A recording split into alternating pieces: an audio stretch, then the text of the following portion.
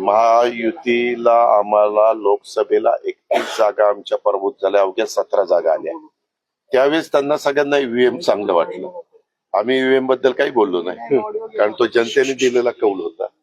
परंतु तोच लाडक्या बहिणींच्या निर्णयामुळे आणि शेतकऱ्यांच्या निर्णयामुळे बदल झाला 5 महिन्यांनी, की लगेच ईव्हीएम ला दोष द्यायला सुरुवात केली.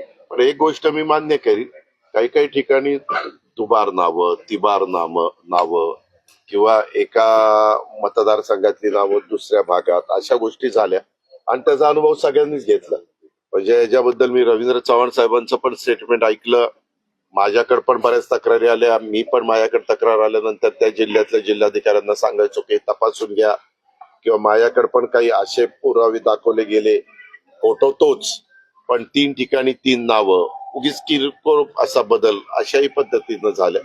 आमचं म्हणणं की असं ज्यावेळेस होतं त्यावेळेस याद्या बनवणाऱ्या अधिकाऱ्यांनी आणि निवडणूक आयोगाने त्या पूर्णपणे पारदर्शक कशा राहतील, त्याच्यामध्ये कधी कधी समजा एखादा एरिया मला मतदान करणारा नसेल तर तो अख्खाच्या अख्खा उचलतात आणि शेजारी देतात टाकून, आणि तेवढी नावं कमी करतात. आणि मग ज्यावेळेस वोटिंगच्या वेळेस तो मतदार जातो त्याच वेळेस त्याला कळतं अरे माझं नाव नाही, मग कोणतरी सांगतं अरे तुझं नाव पलीकडे आहे.